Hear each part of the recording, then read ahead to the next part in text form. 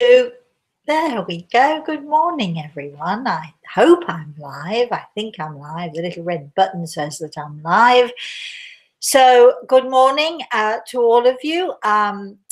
With me today, I have my spirit guide, Grey Eagle, who, as always, is by my. I make it seem as if he's sitting on my shoulder, but he's really just standing behind me there. He's laughing as I'm saying that to you.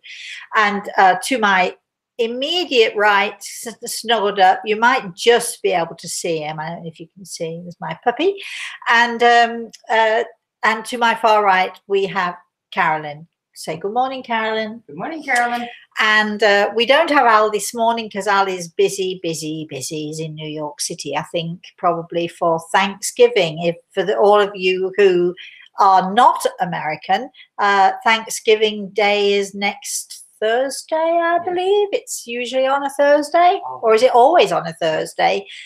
So everybody's preparing, and this weekend will be crazy because you know, Thanksgiving in America is a bit like Christmas in England.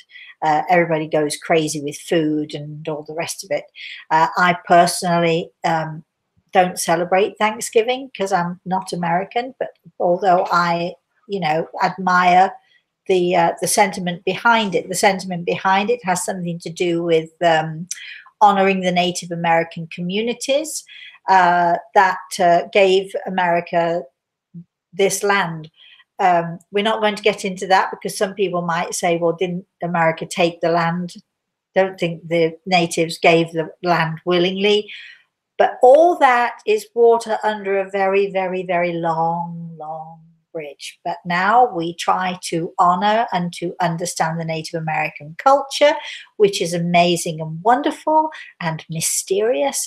So that's, you know, Thanksgiving is also about saying thank you to the people around you. Thank you to everybody you know who you can give thanks for. And for me, thanks certainly not just on Thanksgiving, but every day.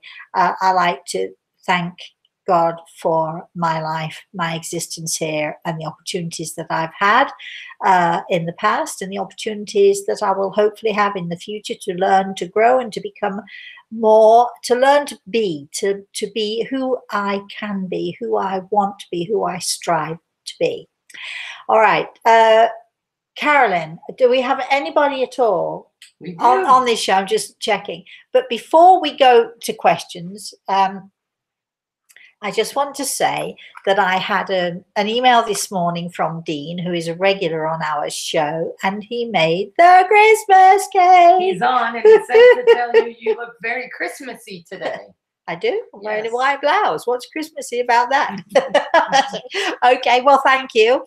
But we saw Dean's Christmas cake, and it looks to me like he followed all of the directions and the instructions and so on. So, of course, the proof is in the tasting, and you can't taste it until Christmas Day, if to struggle Christmas Eve.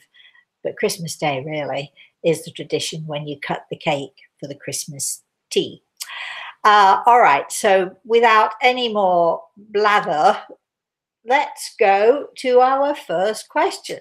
Brother Nate. Good morning, Brother Nate. Just one more question regarding earth angels. We love these questions. Why only one more? The thing is, you know, when you ask questions, it's like kids. You ask a question and you get the answer, but the answer produces more questions in your head. So keep them coming, Nate. Don't worry about how many questions you've got. Go ahead. Was either Sisters Baba Vanga or Ruth Montgomery earth angels before they passed from this realm? I don't know. How about that? I'm so sorry. You keep asking me these wonderful questions, and I have to tell you that I don't know. I'm not privy to them. I'm not privy to their creation, how they were created, the energy, the type of energy that, you know, that abounds when an earth angel is created. I don't know too much about the creation of earth angels. So, you know, I could ask Grey Eagle, but I'm not going to ask Grey Eagle because if a person is an earth angel, I think it's not my business to delve into their lives. That's what I think so. I'm backing out of that one. I'm sorry, Nate. I'm disappointing you again. I'm so sorry. Let's have another question, shall we? Nettie says, Good morning, Nettie. And thank you regarding the Native Americans. Oh, Yes. is Nettie Native? Are you Native American, Nettie? Nettie is from Hawaii, so she Okay. might be. All right. And Dean says, I taste the brandy each time I soak the cake. Well, wait a minute. You should have only soaked it. It's once a week, not every day. Oh, Once a week.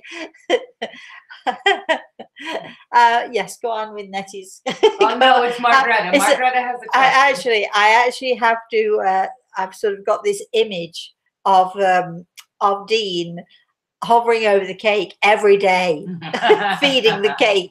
The cake is going to be so solid if you do that for 6 weeks. Once a week for 6 to 8 weeks works. So you're perfectly ahead of time now. Good. I'm sorry, Marguerite. Yes. Good morning. Good morning, Marguerite. It's getting to Christmas time. It's getting to exciting holiday times. It's getting to Thanksgiving. You know, when I think of Thanksgiving, the two things come into my head: my daughter and my grandson. They're what I am thankful for. So, Marguerite, let's have your question. How do people in the spirit world change or work on their negative aspects and behavior from their most recent life? Well, that's a good question. But everybody approaches it just as we do here on this earth. Everybody approaches it differently. You may approach your self-growth, your spiritual growth one way, and somebody else will approach it a completely different way. You know, sometimes those ways are compatible and sometimes they're not. We find people, whether we're on this earth or whether we're in the spirit world, we find those who are compatible with our way of thinking. We find those who understand, who are compatible with our needs and our wants and our requirements. And we find help in those ways where we can learn and grow in the ways that we feel are good for us. We still have our free will. We still are able to choose our path. Of course, we're much more enlightened than we were when we were here, obviously. But at the same time, you know, we're able to choose our path. So each person in the spirit world will find their own way to do this, to be able to get the most out of their experiences that they're having. Let's have another question. Serdar Mert has a question. Good morning, Serdar. I'm going to call you Serdar. I don't know if I'm right, if we're right in pronouncing it, but I'm keeping my fingers crossed that we are. Spirit and ghost are different? Yes. Oh, how about that? Yes, there's a definite yes. Let me just explain. First of all, I don't believe in ghosts. I believe in people who are from that spiritual realm, who for whatever reason come to us on this earth plane, and we have this idea of the ghost being this white spectre and this, you know, going all right, that sort of thing. But I hate to use the word ghost because it implies that it's a being that has no sort of real substance, where nothing could be further from the truth, because when we go to the spirit world, we are more solid and we are more substantial than ever we are while we're walking around on this earth. I think it's, 90-some% water or something. Human beings are something like that. We're not, you know, we look solid, we feel solid, and so on. The table is solid. We wrap our fists on it and it's solid. The wall is solid. But all of these things that look solid to us are an illusion. We live in an illusionary world. Scientists tell us that the reason the table is solid is because there are these millions of rectangular shaped molecules that somehow lock together in some sort of, I guess, magnetic way.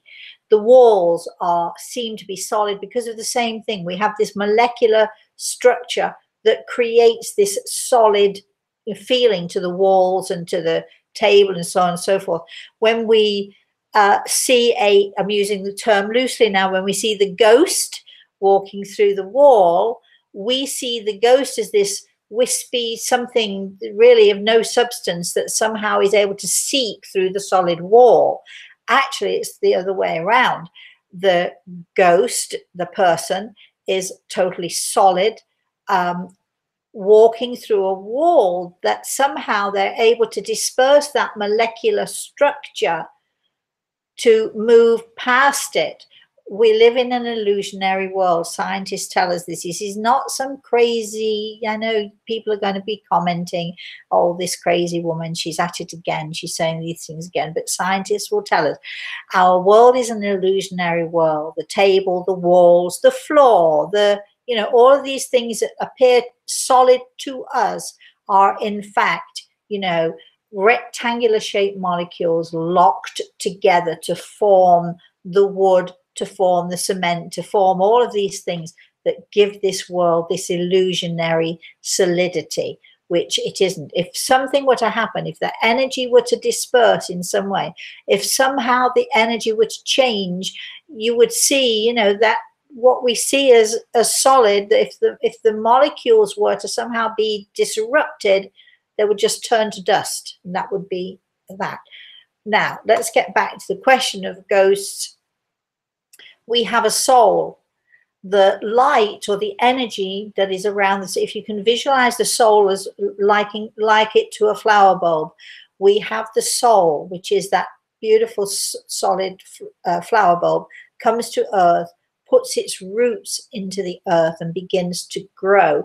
The spirit is the light or the flower, the energy that comes from the soul. So we have the soul and we have the energy of the soul, which is the spirit, the essence, the spirit of the light, of the brightness, the energy of the soul. So the two things are very different. When we use the term ghost, we really use it quite loosely because I know that people understand, I saw a ghost yesterday. People know exactly what you're saying. So it's an easy term to use, but I personally don't believe in ghosts. I believe in people. I believe in people who have come from the spirit world and come to visit us for one reason or another. And sometimes we see them in that, solid form. And sometimes if we're not capable of seeing, or we're not capable of that sight that takes us beyond this earth, we see them as, shrouded in white almost. What we're seeing then when we see that is that energy that is shining out from them, their spirit, which is shining out from them. I hope that's explained it. It was a long explanation, but there we are. Let's have our next question. See, I am just a mine of information here, right? Lifestyling Space. Who's this from? Lifestyling Space. Oh, that's the name? Yes. Oh, come on, darling. Let's have your real name. I promise I won't tell anyone what it is. Hi, Rosemary. Hi, Lifey. Love your channel. Thank you. One question. Do we have past lives? We've answered this question 1,000 times, but it's always a question that is, people, come in and they want to know this thing. But we're talking, I think, here of this, the idea of reincarnation. I personally don't believe that, because when people talk about reincarnation, we come here, we live this life, we die, we go up there, we do our thing up there, we come back down here, we do this all over again in another way, another place, another country, whatever. We die, we go back up there, we come. And I call that the yo-yo syndrome. Do I believe in that? No, I don't. Do I believe that we come from there, we come here? Yes, I do. Okay, so we live our life. Then what I believe is that some of us, well, all of us actually, all of us, when we die, we have choices. Then we have lots of choices. And the universe, and remember, the many universes that are out there, this is a scientific fact.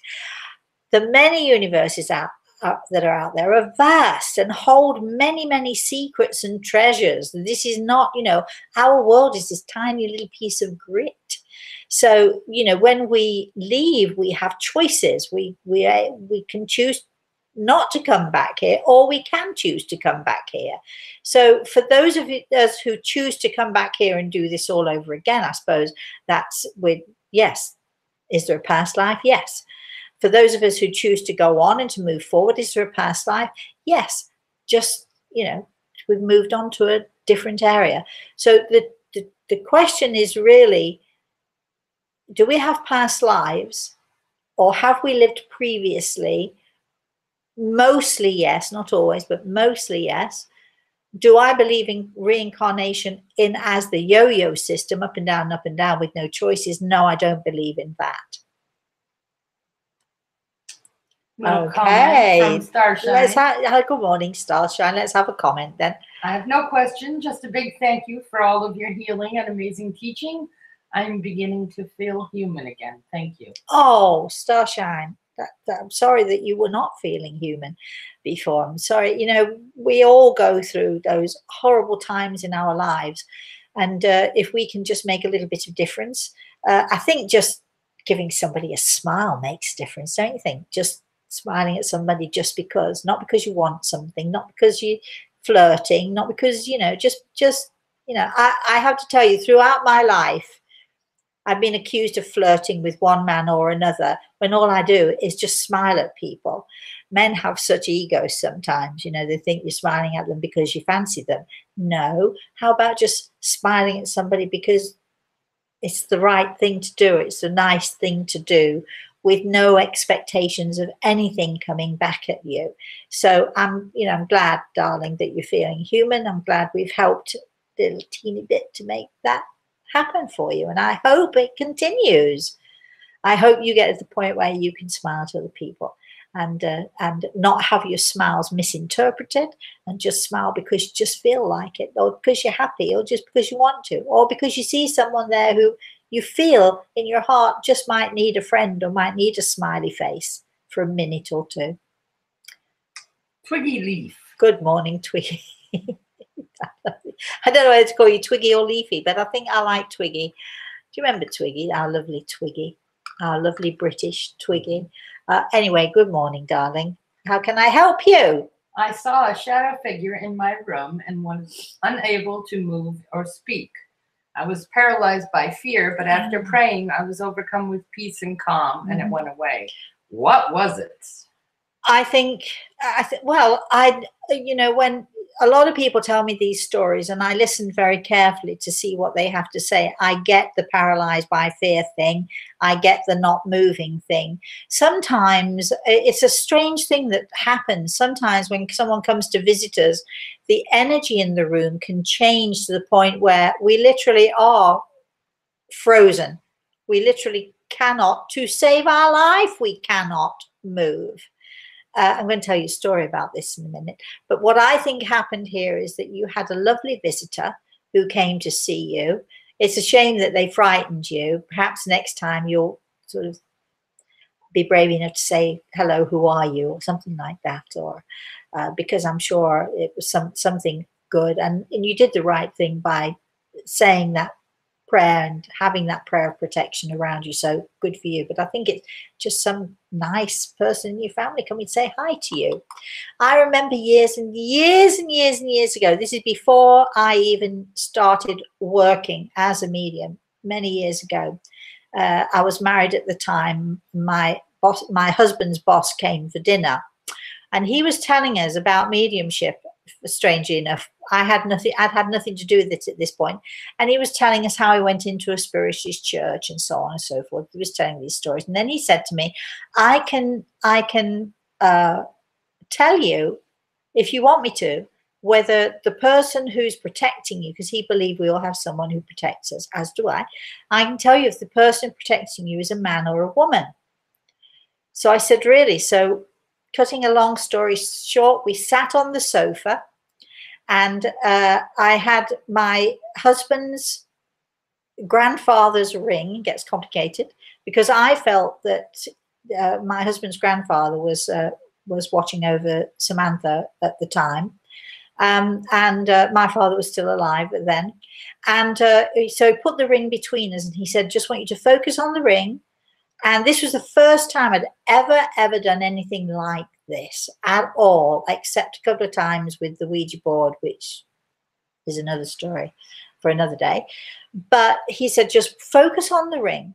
He said, and the ring is going to move, and it will either move to the left or the right. If it moves, I don't remember, if it moves one way, it's a male figure. It moves the other way, it's a female figure, right? He's telling me all this stuff. I'm not believing a word of it, just so you know. I'm sitting there thinking, it is my husband's boss. We have to humor him. I've just fed him. We now have to humor him, and he'll go home soon. You know, we'll give him coffee and then he'll leave. So this was where my head was. Not taking this seriously in any way, shape, or form until all of a sudden I saw the ring move. It shifted. As it shifted, my mind somehow shifted. I blinked, squeezed my eyes tight, looked again, thinking, oh, you just gotten into the moment. It moved again, and the next thing, I was totally and utterly frozen. Not from fear, actually, but it felt as if a weight was pushing me down into the sofa, and I could not for the life of me move. My hands were frozen. My whole body was frozen. Even my face was frozen. I was so scared at this point that I started to cry, but I couldn't even properly cry. Just the tears were pouring down my face, but I couldn't properly cry because I was completely, utterly frozen, completely. And that was an indication of what I was to become and who I actually was. That was my first taste, conscious awareness, my first conscious awareness of something beyond me influencing me and almost in a way taking me over. It was not a negative thing. I'm not sure that it was a positive thing either, but it certainly wasn't a malevolent thing. I didn't feel that. I just got really frightened, not because the ring moved, but because I couldn't move. So in those moments, if you ever have those moments, Twiggy, anybody out there, if you ever have those moments where you actually can't move or you feel paralyzed by fear, what I do is I chant the Lord's Prayer. That's what I do. Just repeat over and over until I've sort of calmed myself down. It's not to get rid of any evil influences, because that's not what I felt. It's to just sort of bring you to a place of reminding yourself that God is with you and everything is okay. The way I got out of this other situation was my husband's boss actually started ordering everybody about and got me some water and just sat with me and held my hand, and it eventually went away, but it took a while. But it took it took a few days for me to actually get over it and come to terms with something weird had happened. Very weird. So was he correct? Was who correct? Oh, the left or the right? I don't know. We didn't get that far. We didn't get as far as did the ring move to the left or the right, because I was not being serious. It was nothing to me. It was my husband's boss was a bit of a, talked a lot and thought a lot of himself and boasted a bit, and nobody really took him seriously. You know what I'm saying? His stories were, we thought, most of his stories were probably exaggerated. Nobody really took him seriously, and I wasn't taking him seriously. So, hey, let's have have our next question. Lifestyling Space says to say, thank you, that's my channel name. So I know that. Yes, okay. I know that. And, but I'd love to have your name, but that's all right. They'd like to know their mom suddenly died while they were in another country. Who is this? This is Lifestyle. Okay. I didn't get to attend the funeral or see her one last time. Is there a way to know if she died angry with me? This is one for Gravel here.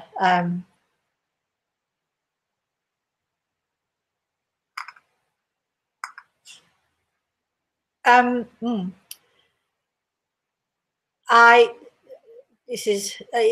would be just really easy to say, no, don't worry about it. wouldn't it? But I'm going to say that this is a very complicated situation, which I'm hoping you'll verify with you. If you can comment, if you understand what it is that I'm saying to you, it would be great to have a comment about this, because it is a complicated situation. It's a complicated family. And I think your mom was a complicated lady. So I don't think it was necessarily just you that she might have been upset with. Angry is a bit of a strong word, but certainly upset with. I think that, you know, there are some people in this life who, if somebody doesn't behave exactly the way they want them to, then they take offense and get upset. Families can be a bit like that. I feel that however or whatever she felt prior to her passing, I can assure you that now there is none of that. Well, I'll tell you what Grey Eagle says. There is only love. That from your mum, there is only love. So I hope that settles you a little bit. But you're asking me to deal with a complicated family issue in a 2-minute time, which I can't do that. But it is complicated, and she was a complicated person, as are you sometimes. Let's move on before I say too much. Yeah. Rosie Puppy Love. Oh, Rosie Puppy Love, good morning. Good morning, Rosie. My daughter, who is 9, wants to ask you, what does it mean if she often sees a cardinal, which is also her school mascot, by the way. We love you and love watching your show. Well, I hope that this little one is watching. Because I'd love to know her name. I'd like to say hello to her too. Cardinals are, well, first of all, they're beautiful, beautiful birds. But I think that sometimes, I don't know if you've heard of, I'm speaking to your daughter now, actually, more than to anybody else who's watching. We all of us have power symbols. We all of us have power animals, or birds in my case. My power animal, he'll forgive me for saying it, is an eagle, obviously. My power symbol is an eagle feather. Everybody has a power symbol. Everybody has a power animal. When we do our online courses, we're going to be definitely talking about that, learning about them, and learning how to figure out what your power animal is and what your power symbol is. Because not that our animals or our power symbols give us power, they simply are there to remind us of the power that we do have. So I'm going to say, because this little one has an affinity with the cardinal, it seems to me that you already know what your power animal is, and that is the cardinal. Remember, the cardinal is not there to give you power. The cardinal is there to remind you that you have the power to be anything you want to be. You have the power to do anything you want to do.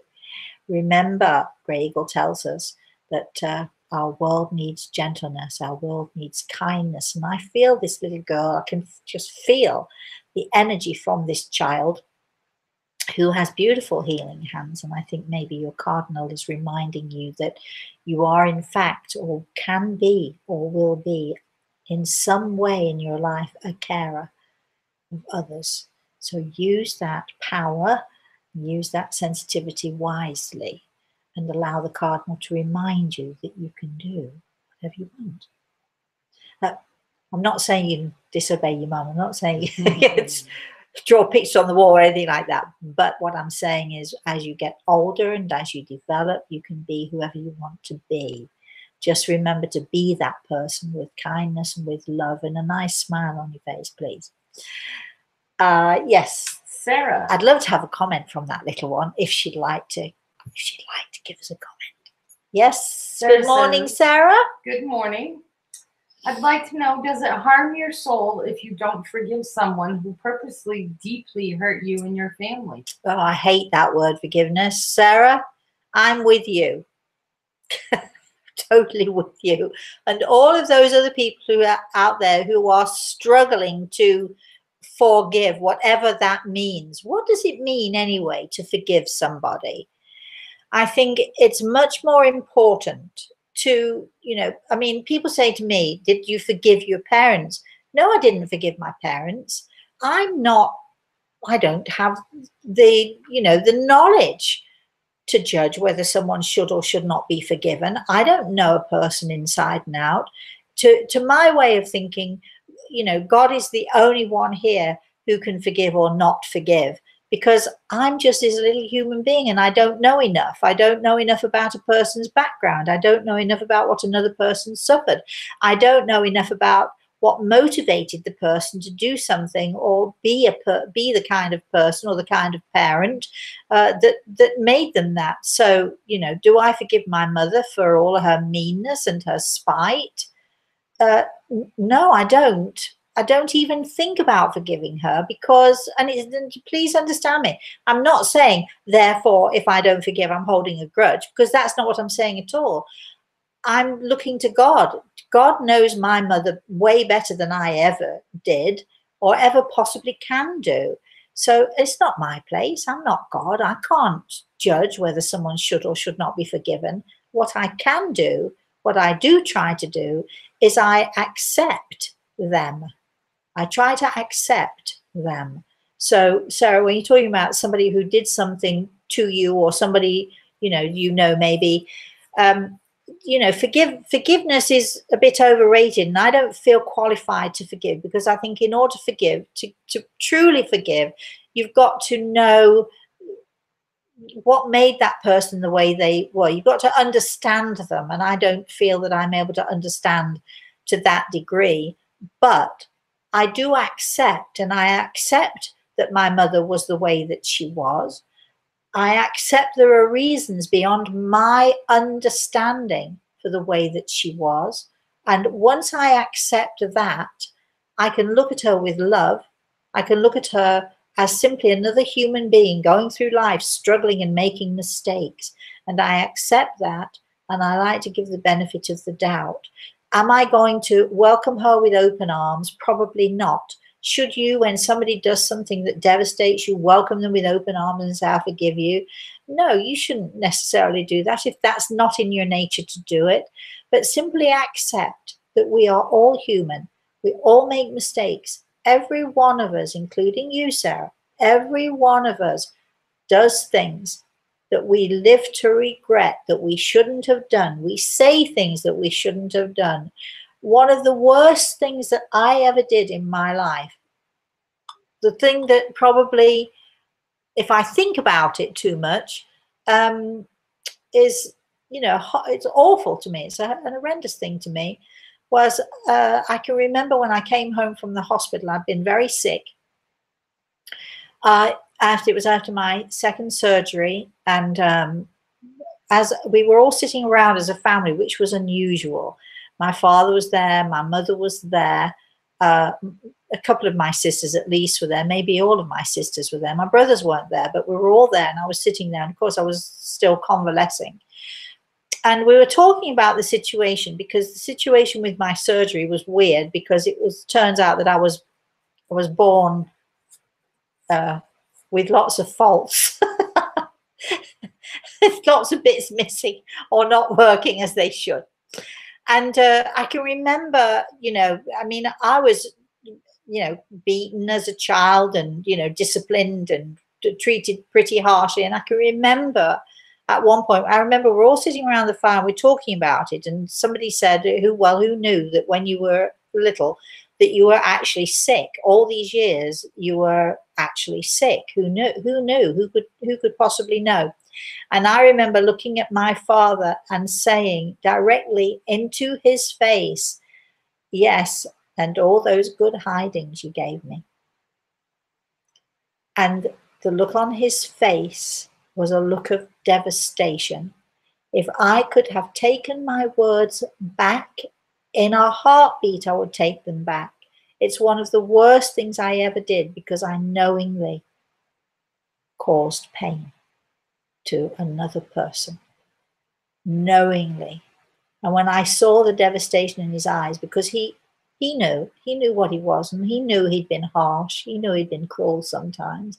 If I could take that back, I would. Do I expect him to forgive me? Absolutely not.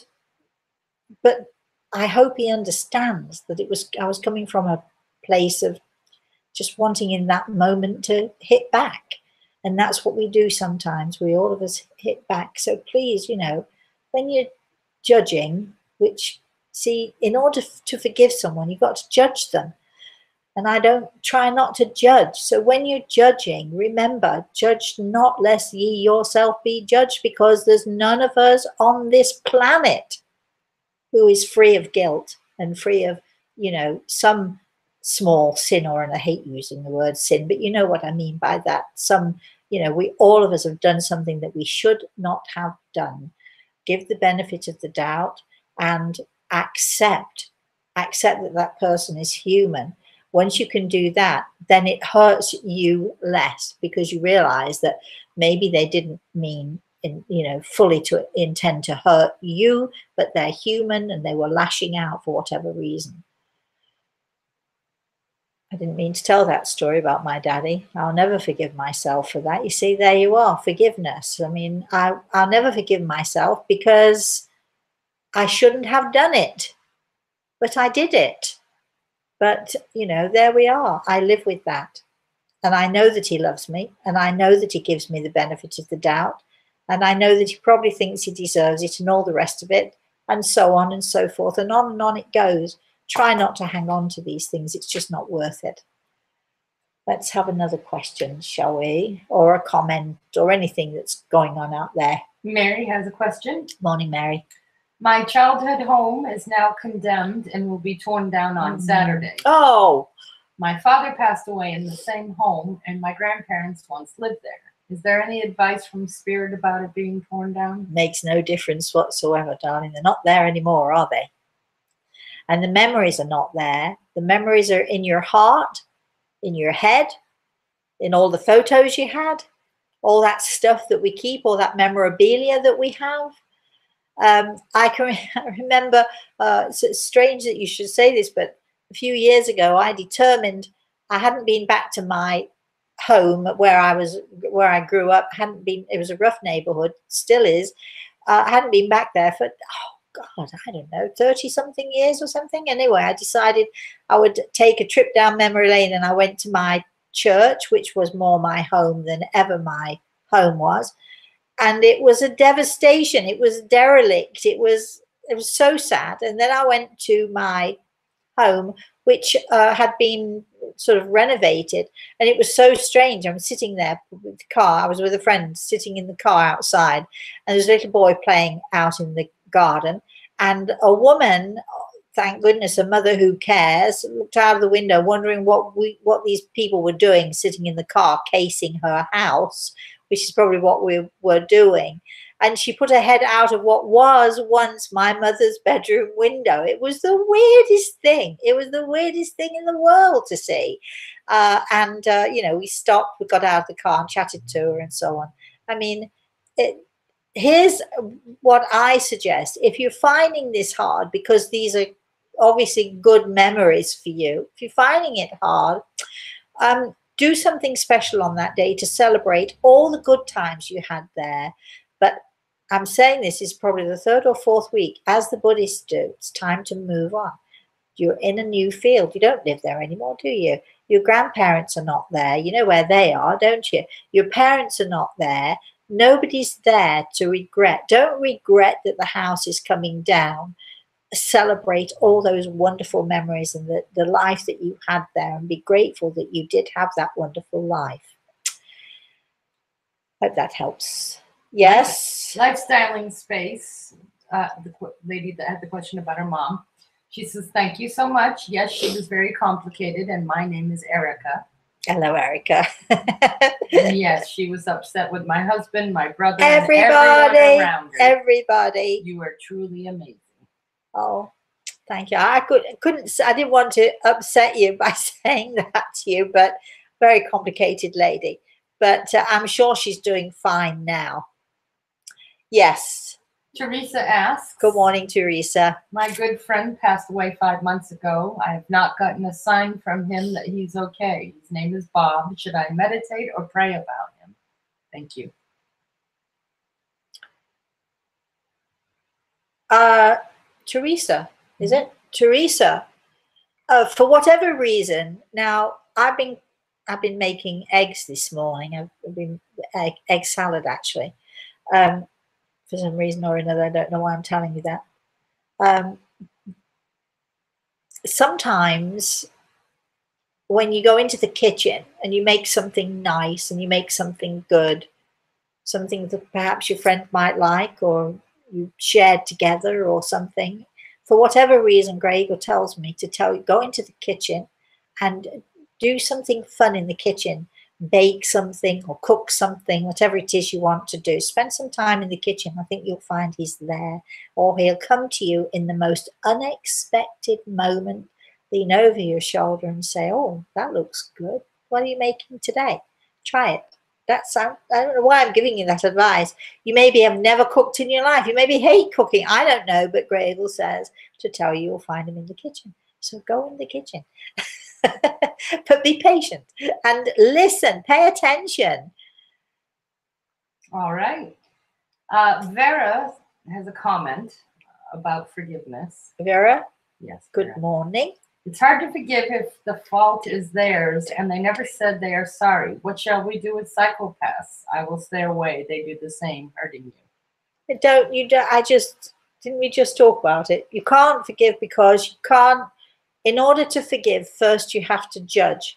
And I'm not one to advocate judging. So, I mean, people get so hung up on he did this and she said that and so on and so forth. Plus, the world is an awful place. We know that. All you can do is accept that there are these people around. You can't change the world. We can only change it one little thought at a time. Apply your kindness and your gentleness and just accept that people are different and people do things sometimes. People are motivated to do things and say things that the rest of us perhaps don't like, or we don't see a reason why they should have said that to us or done that to us. But let go of the judgment that's all I'm saying, because I thought we'd really talked that through. But well, I guess I asked this question because I find that very hard. I sit here and listen to you say that you wish you'd never said that, and I'm going, you are a far better person than me, because anybody that hurts a child knowingly, I have a hard time. I mean, me too. And I think that's what me too. But we're not talking about your feelings on when somebody hurts somebody. We're talking about forgiveness, and forgiveness requires judgment, and you can't judge. You can't judge. You can only give the benefit of the doubt. However, if something heinous happens right in front of your eyes, you don't need to judge, do you? You can see it for yourself. It's happening for yourself. And then then you've every right to be angry and frustrated, and you've every right to feel all of those things that, that incense you. But that's not about forgiveness. Forgiveness is saying to that person or those people, there, I forgive you. Everything is okay now. No, I'm not. I can't do that. I'm not saying that we should do that. Believe you me, I am not that better person. I am not that person who is, sort of says, oh, it's, whatever you do is okay, because it's not. But you asked, the question was about forgiveness. And I am the one saying, I don't agree with forgiveness, because in order to forgive, you've got to judge. So accepting that something is happening and dealing with it, with family, with friends, I would say try not to hold on to the grief and the pain.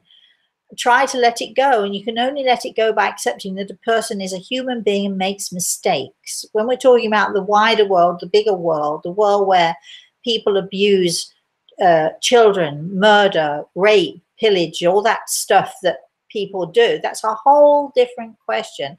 And if you're expecting forgiveness from me, I mean, when I get to the pearly gates, I know Greg was laughing at me. I know God is going to say, well, you got that wrong. You should have forgiven. Well, I'm not going to, because I can't, because in order to forgive, I've got to judge, and I don't know all the facts. So how can I? You can't be a judge without knowing all the facts, can you? Moving on.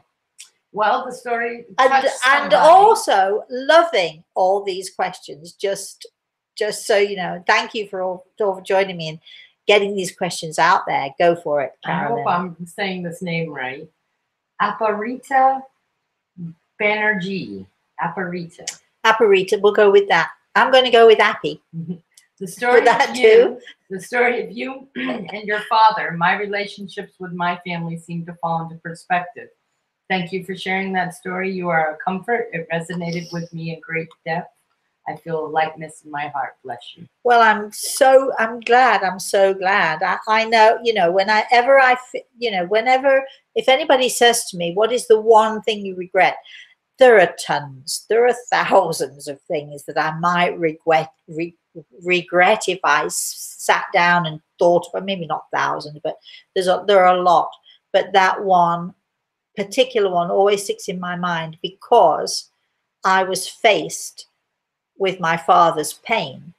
Now, no matter how much pain he might have caused me, that does not give me the right to cause pain back, and I know better. I like to think I know better. So that's why that particular instance is so hard for me, because in that one moment, I gave pain, coldly, calculatedly gave pain, and that's not good. Next question. Vicky. Good morning, Vicky. I sold a house that is now back on the market. I miss this home and the memories. Can you go home again? I wonder if it's on the market for me to rebuy it and move in. Oh dear. Well, you know that people say never go back because it's never going to be the same as it was when you were there before. Yes, it could be on the market because maybe it's just your house. But if I were you, I would really, really be careful not to, because you know what happens when we reminisce, don't you? We forget all the negative stuff. We forget the reasons why we wanted to leave there in the first place. We sort of look often at our childhood with rose-colored spectacles. Are you doing that? If you truly feel that this is where your heart is, and the reason that you sold the place in the beginning was because you had no choice in the matter, and you feel that that's where your heart is, that's one thing. But really take a really good look, because it seems to me that maybe you're a little bit afraid of moving forward to the future. And sometimes we tend to think that safety is in what we know and what we remember. So just be careful. Life is giving you an opportunity here. Maybe you should grab it with both hands and move forward. Appreciate that house. Be grateful you had that, warmth and that comfort. And then move forward, maybe. Only you can say. I could maybe say if we had more time. I'm not going to say anymore. All right. Albertine wrote in. Good morning, Albertine. I want to ask about an energy that never lived. It's my father's house. It's part of the castle. Can the spirit world help? It makes you very tired and cannot think clearly, and it's creepy. Well, I think that Albertine's talking maybe about, we're back to ghosts again, aren't we? That energy or that entity that is there. When she says never lived, I think she means never lived on this earth. In other words, it's an entity or an energy that she doesn't know or doesn't recognize. I'm going with that. So my advice is this to anyone out there who feels that they have some sort of a negative influence or a negative energy in your environment is, I've found, as I think I said earlier, I found that prayer really works for me, and it really works really well. Saying my prayer, focusing on my power symbol, reminding myself that, whatever this negative energy is, it can only hurt me if I allow it to. It can only enter my life, my heart, my head if I invite it in. So, you know, so when you focus on your power symbol or your power animal, when you focus your energy on, you know, good thoughts and positive thoughts, when you focus on your angels, when you focus on God and that God force that is around, surround yourself with all of these good things. Nothing can get in, nothing can enter you, nothing can harm you in any way, shape or form. This is why we have our power symbols and why we have our power animals. We're coming back to this again. I don't know if that little one wanted a comment anywhere, but No. that's okay. But you know, it's very important for us to remember, and our power symbols and our power animals remind us very, very much of how we, you know, of how much power we do have. And it just reminds us and encourages us to use that power. You know, there are lots of negative influences out there. There are lots of spooky things that go on. If you allow yourself to be terrified of them, you're going to be living in fear and trembling forever. You know, just, you have to focus on what you can do. You have to focus on what you can be, and you have to be, you know, to be brave. And, you know, and if it helps to say a prayer, say a prayer. If it helps to focus on your power symbol, that's what you do. If it gets to be really bad, then you call someone like me, and or you know, I mean, we talked earlier about the Native Americans. They have a phenomenal way of cleansing using sage, and if you can find someone who can go in there and cleanse with sage for you and say all the necessary prayers and all the rites that happen to cleanse a place, that's a good thing to do. The Chinese have the feng shui. They have the beautiful energy of, you know, and that's a mathematical, by the way, that's a mathematical thing that people can use to determine the energy and the energy sources and how they come and go in your house. There are lots of ways that you can do that. You can also get a priest to come in and, you know, do all that stuff, waving incense or whatever it is they do. There are lots of ways to do it, but be firm, be sure, and you know, understand that you have the power to deal with this. You don't have to be, you know, shivering under your bed, terrified. Yes, next question. Erica wrote in. Yes. My son passed away last December. I need to know when I can join him. That is the only thing that can give me a little peace. Erica, first of all, let me say I'm so sorry for your loss. Let me tell you now, even as I'm talking to you, Gregor has his hand on my shoulder. Your son is only a breath away. I know it doesn't feel like it, but he's only a breath away. He hears you. He sees you. What he wants for you is that he wants you to live your life in the most positive and the most powerful way that you can. I know that you must be suffering tremendously through this loss, as all parents do with the loss of a child. I think it's the worst kind of loss ever. You're not going to like what I have to say to you, but Gregor is urging me to say to you, you've got quite a while yet to go. So you can either live the rest of your life here on this earth, burying your head, allowing your grief to overpower you. I know it's easy for me to say this. You think it's easy for me to say this. I'm not saying it's easy, but you can make a choice. And you're coming to that point of making a choice. The first year is the worst after any loss. So it's very early yet, but we're coming up to the year, aren't we? You'll take 2 steps forward and 3 steps back, and then you'll take 3 steps forward and 2 steps back, and so on and so forth. You will never get over this. Anybody who tells a parent that they'll get over the loss of the child does not know what they're talking about. You'll never get over this. It will never, ever, ever be, you know, be that thing that, you know, that you'll be able to move on from. But take it with you. Take your son with you. He wants you to live your life, and he wants you to, you've got choices here. You bury your head and you live in pain for the rest of your life and create pain for all of those other family members who are with you, who need you as well as your son does. Remember, you have a responsibility. You have to be that person for all of the rest of your family. You have to be strong.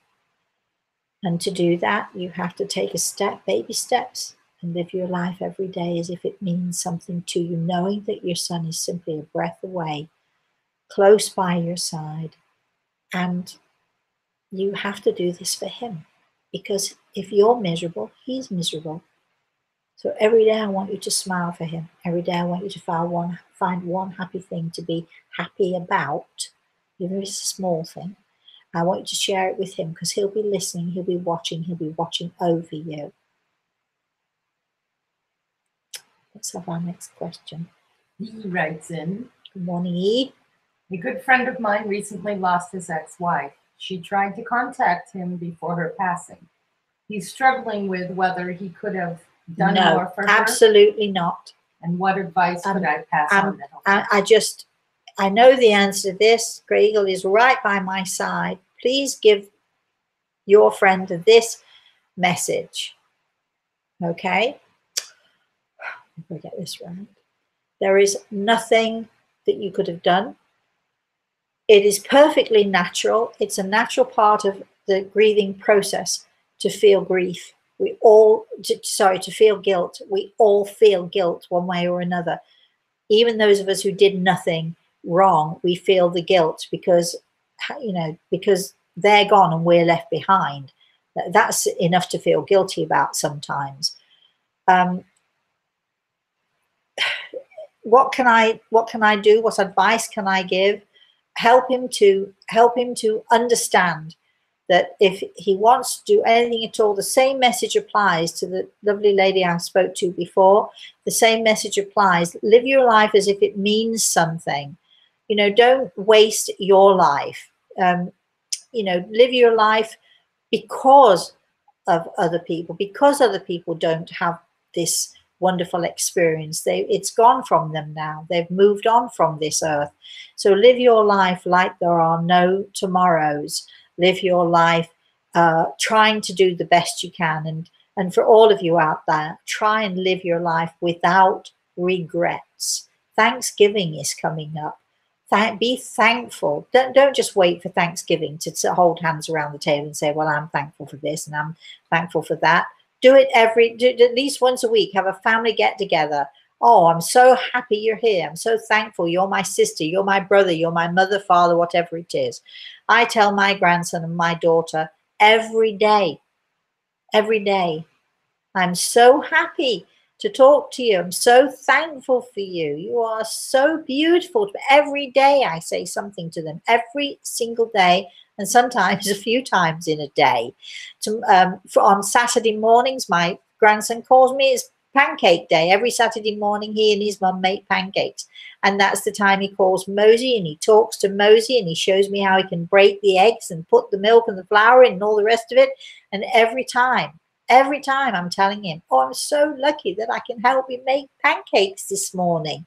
Take every opportunity you can in this world. Take every opportunity you can. Don't let an opportunity go by. I think are we done? Yeah, we have a comment from Teresa. Let's have the comment. I saw a video where you sang tenderly, would you grace us soon with a rendition of I'll Be Seeing You? Love your sweet voice. Maybe a Christmas gift to us. I'll be seeing you. Yeah. In all those old familiar places. That one. Da da da da da da all day through. That's not tenderly though. No, but I'll be seeing you. Wait a minute. How did she see me? That's not public. Yeah, yes. You sang that on one of your shows last year. Yeah, but not fully. Did I? You played the video. You know what I did? I played that. Okay.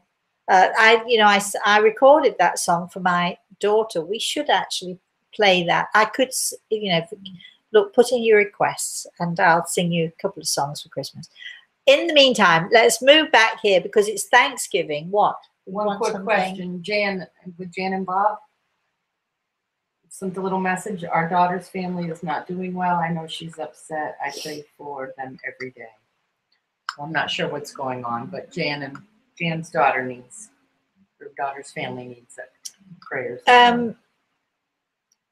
I'm going to email you, darlings, because I have a question for you as well anyway. So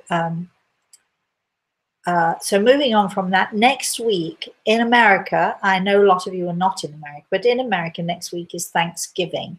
And as we are in America, we're going to do this show on Wednesday morning instead of Thursday morning.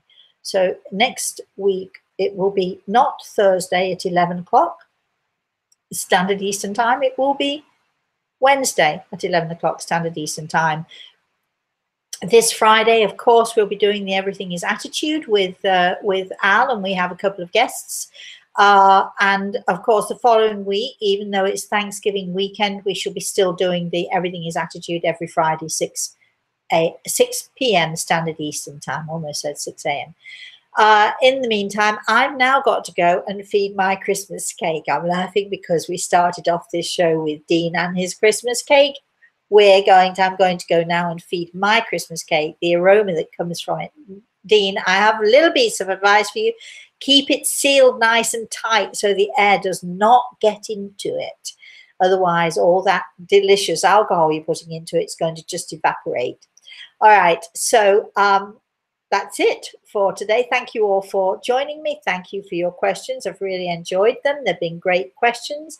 I hope you've enjoyed this as much as I have. I'd like to say thank you to Carolyn. I'd like to say thank you to Kachuro for his presence here. I don't know where he is. He's not on the sofa anymore. And of course, last but by no means least, I'd like to say thank you to my spirit guide, Great Eagle. And we shall see you all again next week. Until I see you all again, you can get us on Twitter, on Instagram, on Facebook, on all of those things, and you can email me, rosemary@rosemaryaltea.com, if you have any questions whatsoever. And until I see you again, please, please, please, please, please have a very, very, very blessed day. I've got to find that little arrow. Oh, there it is. I've got to find that little arrow, and have a very, very blessed day.